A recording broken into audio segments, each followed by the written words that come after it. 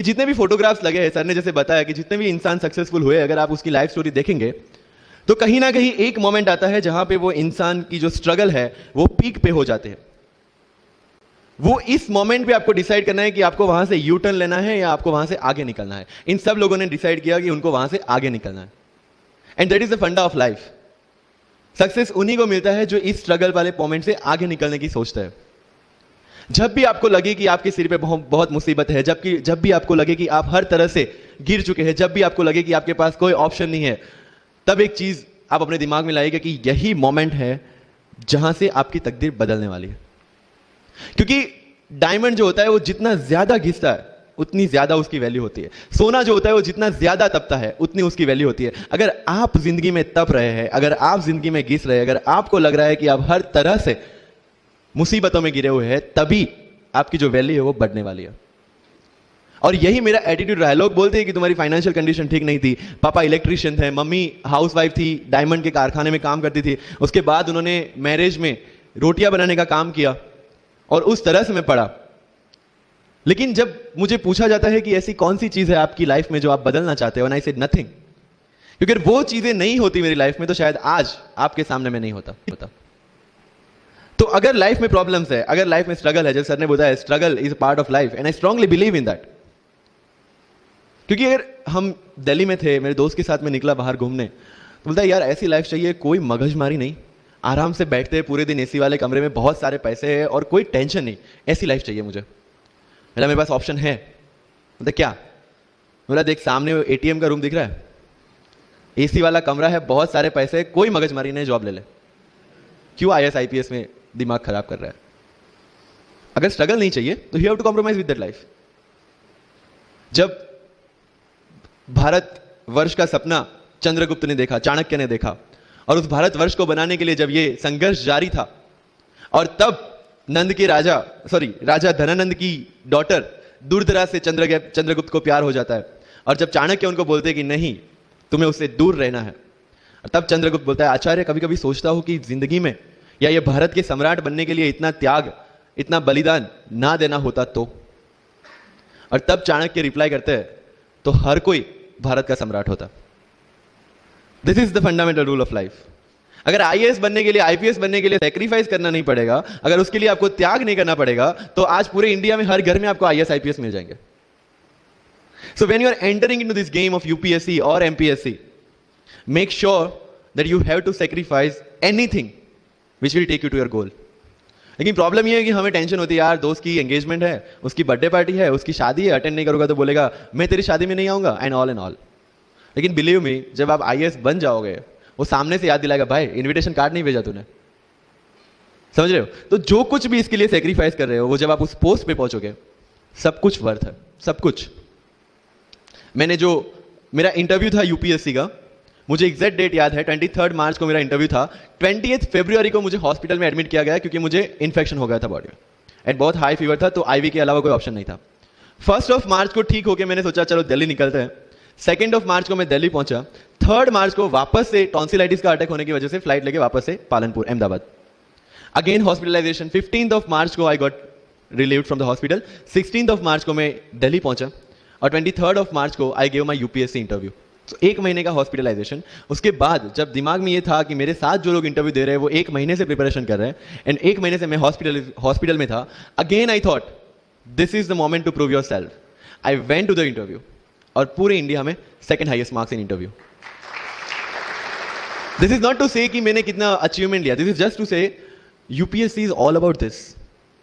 मैंने कोई प्रिपरेशन नहीं की थी यूपीएससी के लिए, इंटरव्यू के लिए, but again I scored good marks in interview, because UPSC सिर्फ आपका नॉलेज चेक नहीं करता। Make it very clear in your mind, जैसे सर ने बोला it's a game of wisdom.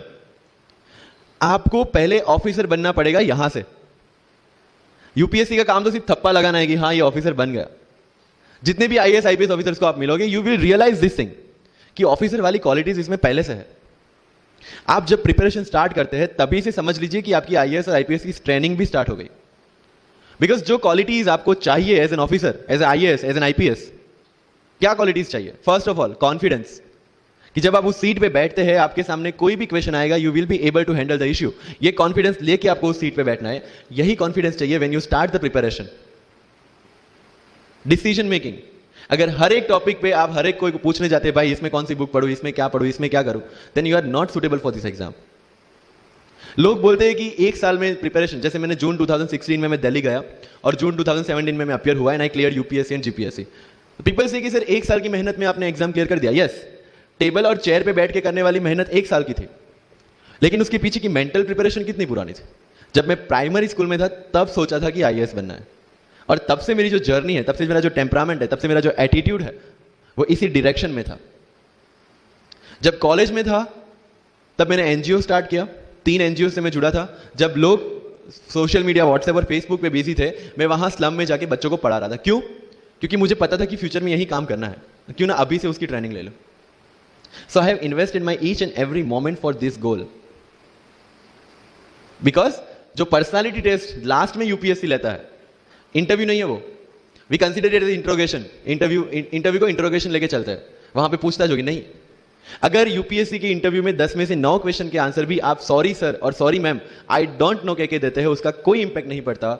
Impact पड़ता है वो 9 क्वेश्चन न आने का प्रेशर आप कैसे हैंडल करते हैं।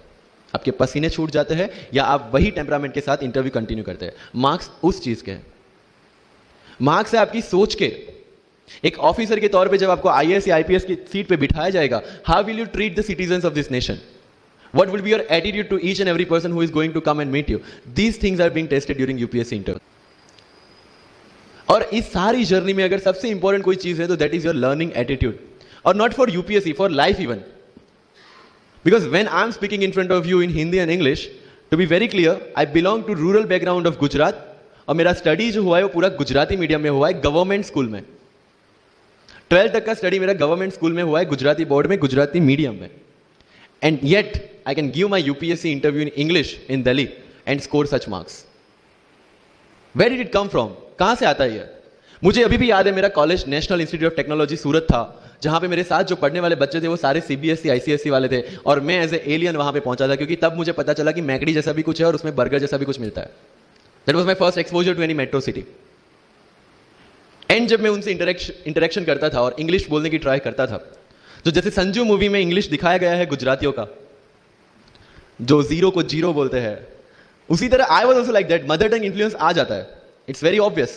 सो I used to speak notes and not notes, और डोर एंड नॉट डोर, और don't and not don't. So they used to make fun of me.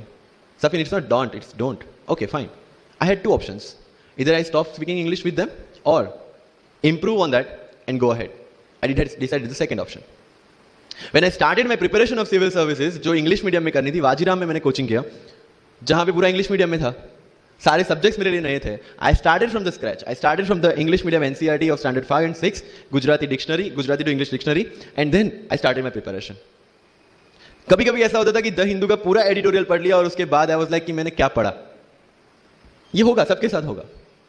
But उस जगह अगर आप टिक गए, उस जगह अगर आपने पेशेंस रखा, उस जगह आपने अगर सर्वाइव कर दिया, तो इस एग्जाम में भी सर्वाइव कर जाओगे। क्योंकि यूपीएससी की जो रेस है उसमें कभी भी खरगोश नहीं जीतेगा, इसमें जीतने वाला ऑलवेज कछुआ ही होगा, जो स्लो बट स्टेडी रहेगा। लग जाते हैं 5 साल भी लग जाते हैं, 7 साल भी लग जाते हैं, 9 साल भी लगे हैं लोगों को एग्जाम क्लियर करने के लिए, लेकिन बिलीव में जब रिजल्ट आएगा ना, तो वो सारा सेक्रीफाइस आपको वर्थ लगेगा। आप पढ़िए लोगों के इंटरव्यूज। मैंने क्या किया कॉलेज के 4 साल में, I went through each and every interview of UPSC toppers on YouTube. Ira Singhal से लेकर टीना डाबी मैम तक सबके इंटरव्यूज मैंने देखे। For what? Just to know कि उन्होंने ऐसी कौन सी गलतियां की थी जिससे इनको इतना टाइम लग गया, और मुझे कौन सी गलतियां रिपीट नहीं करनी है। क्योंकि चाणक्य ने कहा है कि दूसरों के एक्सपीरियंस से जो सीखते हैं ना, वो जल्दी आगे आ जाता है, क्योंकि खुद सब कुछ अनुभव करके सीखने के लिए जिंदगी काफी छोटी है। I did the same. 4 साल में हर एक टॉपर का इंटरव्यू देख लिया, चीजें समझ ली कि ऐसी कौन सी चीजें जो इन सब ने की है, और ऐसी कौन सी चीजें हैं जो गलतियां हैं जो इन्होंने की और जो मुझे रिपीट नहीं करनी है। सो जब युद्ध के मैदान में हम उतरते हैं, इस चक्रव्यूह में उतरते हैं, तो अभिमन्यु की तरह नहीं, अर्जुन की प्रिपरेशन के साथ उतरना है कि हमें पता होना चाहिए कि इससे बाहर कैसे निकले। I did the same. College के 4 साल इंटरव्यूज देखे, ब्लॉग्स पढ़े, समझा कि इसमें कॉमन मिनिमम क्या है। वो जो कहानी अगर आपने सुनी हो कि शार्पनिंग द एक्स, रोज अगर आप पेड़ काटने के लिए जाते हैं तो you have to sharpen your axe, otherwise day by day आपकी जो एफिशिएंसी है वो कम होती जाएगी। 4 years in my college I sharpen my ex, जिससे 1 साल में मुझे कहीं पे रुकना ना पड़े। This was the strategy. आज मेरे पास काफी मैसेजेस आते हैं, sir please give me your strategy. I am sure आप में से काफी लोगों ने किसी टॉपर्स को पूछा होगा, please share your strategy. Why? हर एक की स्ट्रेटजी अपनी खुद की होती है। अगर आज 990 लोग यूपीएससी में सिलेक्ट हुए तो यू विल गेट 990 स्ट्रेटजीज, क्योंकि हर एक की स्ट्रेंथ और हर एक की वीकनेस अलग है। You have to understand this. आप कभी डॉक्टर के पास जाते हैं बीमार होके, और कभी डॉक्टर को यह बोला है, सर जो आगे वाले पेशेंट को दी ना, मुझे वही मेडिसिन चाहिए। डिड यू से लाइक दैट? नो, क्योंकि उसकी बीमारी अलग है, मेरी बीमारी अलग है। सेम चीज विद यूपीएससी। आपकी स्ट्रेंथ और आपकी वीकनेसेस अलग है, किसी टॉपर की स्ट्रेंथ और किसी टॉपर की वीकनेसेस अलग है। Why should I walk on the same path, जबकि मुझे पता है कि वो मेरे लिए बना ही नहीं। I have to create my own path. मेरा यूपीएससी का जो बुक लिस्ट है, अगर आप देखेंगे ना, तो यू विल फाइंड कि ये completely out of the box book list है। मैंने कभी लक्ष्मीकांत नहीं पढ़ी। आई नो यूपीएससी फ्रेटर्निटी के लिए ये बहुत बड़ा स्टेटमेंट है। I never read Shankar IAS, I never read Yojana, I never read Kurukshetra. I didn't do writing practice for mains. मैंने मेंस में GS2, GS3, GS4 का एक एक पेपर, एक ऐसे और ऑप्शनल का एक एक पेपर लिखा है। That's all about my writing practice. Because I knew what are my strength and what are my weaknesses. Mains में 3 चीजें होती है, handwriting, speed and content. When I was so sure about my handwriting and my speed, why should I waste my time on writing the papers? Instead of that, I focused on improving my content. Getting my point? So if you are the aspirant की जिसको लगता है कि 3 घंटे में मेरे से paper finish नहीं होता, then go for writing practice. Then write as much as you can because you need that. But किसी टॉपर ने 50 पेपर लिखे हैं, 3 टेस्ट सीरीज ज्वाइन किया है, इसलिए मुझे भी करना पड़ेगा। No, that is not the rule in UPSC. किसी ने ये टेस्ट सीरीज ज्वाइन की, मैं वहां चला गया। किसी ने वो टेस्ट सीरीज की, मैं वहां चला गया। No, you have to create your own path and this was the biggest part of my UPSC preparation. सुनो सबकी, करो मन की। This is applicability of your mind, क्योंकि आपकी स्ट्रेंथ, आपकी वीकनेस आपसे ज्यादा अच्छा कोई नहीं जानता। आपके पेरेंट्स भी नहीं, आपका सबसे क्लोज टीचर भी नहीं। आपको 3 बार चीजें पढ़ के समझ में आती है, किसी को 5 बार पढ़ के समझ में आती है, किसी को 1 बार समझ में आ जाती है। But I want follow the same path जो आगे लोगों ने फॉलो किया। वो मेरे लिए बना ही नहीं। I have create my own path. Getting my point? Yes और नो? सो जो मजदूरी है वो सड़क पे एक इंसान 12 घंटे गड्ढा खोद के भी करता है, और एक टॉप कंपनी का सीईओ भी 12 घंटे दिमाग चला के मेहनत करता है। लेकिन how he is different from that person on the road? Because he uses his mind. In UPSC we are suppose to do the same. मुझे पता चला कि भाई लक्ष्मीकांत मेरी मेंस की रिक्वायरमेंट फुलफिल नहीं करता। प्रीलिम्स जैसे सर ने बताया was not into consideration.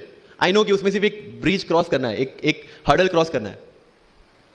अगर मैं प्रीलिम्स में 180 भी लेके आया, 190, इवन 200 भी लेके आया, तो मेंस में तो मैं सबके बराबर ही खड़ा हूं। Why to waste your time and energy on something which is just qualifying? Instead of that, put your focus and energy to something, mains and interview, कि जिसकी वजह से आपको सर्विस मिलना है। Good marks in mains ensure that you are in the list. Good marks in interview ensure that you get the service of your preference. Prelims is about quality. Mains is about quantity.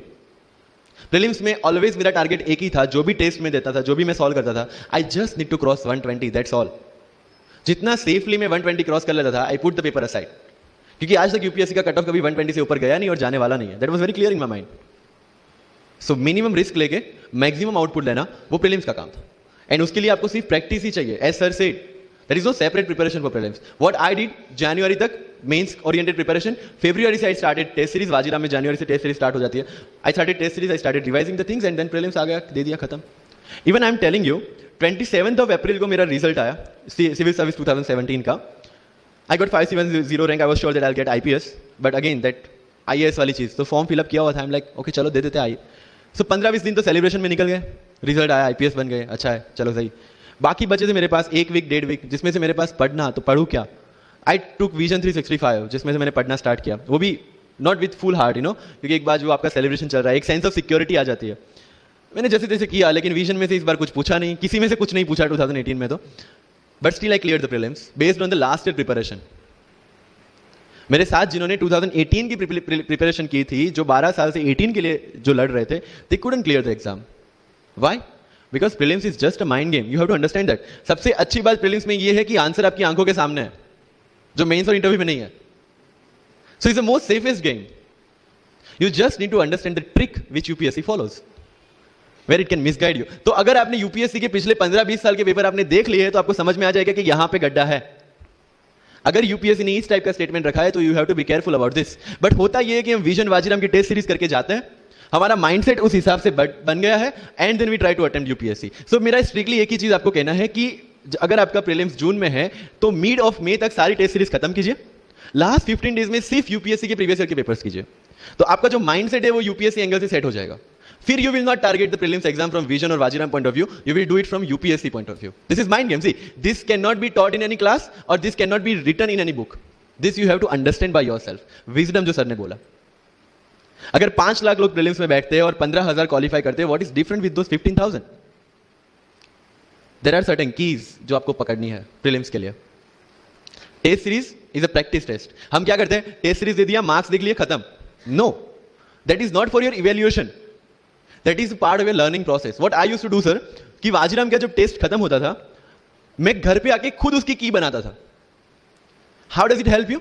It helps me to understand the entire topic again, 1 to 100 question, 100 topics, again you are revising. Key में क्या होता है, जो 4 option दिए उसके इर्द गिर्द ही पूरा सॉल्यूशन देता है। जब आप गूगल पे पढ़ते हैं, you understand the whole topic again. तो अगर सेम टॉपिक में से कोई और क्वेश्चन भी आ जाता है, you already revise the things. This is how you will practice for prelims. अगर कहीं पे भी टाइम इन्वेस्ट कर रहे हो, you have to get optimum output out of that. लोग करंट अफेयर्स के नोट्स बनाते हैं न्यूज़पेपर पढ़ के, I never made any notes. Why? जब कोचिंग क्लासेस इतना पैसा दे के उनके लोगों को बिठा के न्यूज़पेपर में से, पीआईबी में से, पीआरएस में इतना अच्छा मंथली मैगजीन प्रिपेयर करते हैं, what's the need for me to write down the same thing again in my notes? उससे बेटर है कि मैं वो मंथली मैगजीन बार बार रिवाइज कर लूं। वाजीराम में एक सिस्टम है, 500 लोगों का क्लास होता है। अगर आपको फ्रंट रो में बैठना है तो you have to go 1 hour early. So मैं 1 घंटे पहले जाता था, लेकिन 1 घंटे पहले जाके लोग वहां क्या करते थे, they started discussing the things जिनके बारे में उनको खुद को पता नहीं होता। What I used to do, putting on my headphone, taking the monthly magazine and going through the sections one by one. 1 साल मंथली मैगजीन को 1 घंटे वहां बैठ के ही रिवाइज किया है, no extra time for that. और इसी हिसाब से प्रीलिम्स के पहले मेरे मंथली मैगजीन 5 बार रिवाइज हो चुके थे। That give you the confidence to go for the prelims exam. Revision, हर बार क्या होता है, प्रीलिम्स में जाते हैं, एक क्वेश्चन देखा, 2 ऑप्शन पता है, 2 ऑप्शन नहीं पता है, होता है यूपीएससी में, इट्स वेरी कॉमन। 2 ऑप्शन पता है, that means you have read that topic, 2 options नहीं पता, that means you lack clarity on that topic. ये डिलेमा वाले क्वेश्चंस जितने कम, आइदर आपको आता है और नहीं आता है, दैट्स ऑल। जितने ज्यादा क्वेश्चंस में डिलेमा, उतना आपका रिवीजन ज्यादा चाहिए, उतनी आपकी क्लैरिटी कम है। This is simple test for checking out कि आपकी प्रिपरेशन कहां तक पहुंची है। जब भी टेस्ट लेके बैठो, टॉपिक है, अगर पढ़ा हुआ है तो यू मस्ट नो एवरीथिंग, अगर नहीं पढ़ा है that's not the issue. See, you just need to score 60% or 70% in prelims. Same thing, 50% in mains. So there is no one who can clear the 100% syllabus of UPSC. आज तक UPSC, GPSC दोनों first attempt में clear करने के बाद भी, if I am asked something from medieval India, I don't know anything. पढ़ा ही नहीं, मैंने स्किप कर दिया। मुझे पता है कि अगर 2 क्वेश्चन पूछते हैं प्रीलिम्स में, why to invest such a time on that instead of मैं पॉलिटी और इकोनॉमी का रिवीजन ना करूं जिसमें से श्योर क्वेश्चन आने हैं, या फिर मैं इकोनॉमी और एनवायरमेंट ना पढ़ूं जिसमें से 15-20 क्वेश्चन श्योरली आना है। Why to waste some time on something which is very uncertain in exam? And believe me, जब मैंने मेडिवल छोड़ा, मैं सर के पास गया था, ही माइट नॉट रिमेंबर, लेकिन मुझे याद है, मैं बोला सर मेडिवल पढ़ूं? बोलते क्वेश्चन पूछते तो नहीं है मेडिवल में, लेकिन मैं ये नहीं कहूंगा कि तुम मेडिवल मत पढ़ो, क्वेश्चन आ गए तो। एंड आई अंडरस्टूड सर, समझदार को इशारा काफी है। I left the portion and 2017 के प्रीलिम्स में एक भी क्वेश्चन मेडिवल से नहीं है। अब इसको आप लक बोलोगे, और ये लक तब बना जब मैंने कोई डिसीजन लिया, समझ रहे हो, राइट? तो सी यूपीएससी, मैंने पहले भी अपने इंटरव्यूज में कहा और आज फिर से करा, it's just a mind game, it's just a mind game. चीजों को समझना है। मेंस में अगर मैंने आंसर राइटिंग नहीं किया तो I should not gate demotivated, because मुझे पता है कि मुझे उसकी जरूरत नहीं है। आपकी जरूरत है, आपको पता होनी चाहिए कि आपको किस चीज में। I was very sure in my mind कि अगर मुझे फर्स्ट अटेम्प्ट में क्लियर करना है तो मुझे कोचिंग चाहिए। That was very clear in my mind. जब मैंने सोचा कि कोचिंग करना है, वाजीराम में करना है, क्योंकि I research a lot about coaching institutions, तब मैं डिसीजन पे पहुंचा कि वाजीराम में करना है। पता चला कि वहां की फीस 1.5 लाख है, रहने का खर्चा 3-3.5 लाख तो आराम से हो जाएगा। अरे घर में टोटल सेविंग 10,000 से ज्यादा नहीं थी उस time, but I saw the dream, करना है, यहीं से करना है। एंड फिर गांव से एक बिजनेसमैन ने बोला कि ठीक है, you go to Delhi, you pursue your dream, I will finance your expenditures. But ये तब हो पाया जब I saw the dream without considering the situations. इसलिए ओम शांति ओम का एक डायलॉग जो मुझे सबसे ज्यादा फेवरेट है, अगर किसी चीज को पूरी शिद्दत से चाहो तो सारी कायनात तुम्हें उससे मिलाने की साजिश में लग जाती है। मेरे साथ ऐसा ही हुआ, क्योंकि मैंने शिद्दत से चाहा था यूपीएससी को, और जिस दिन दिल्ली में मैंने पैर रखा था, उसी दिन मेरे दिमाग में क्लियर था कि मेरा फर्स्ट अटेम्प्ट ही मेरा फाइनल अटेम्प्ट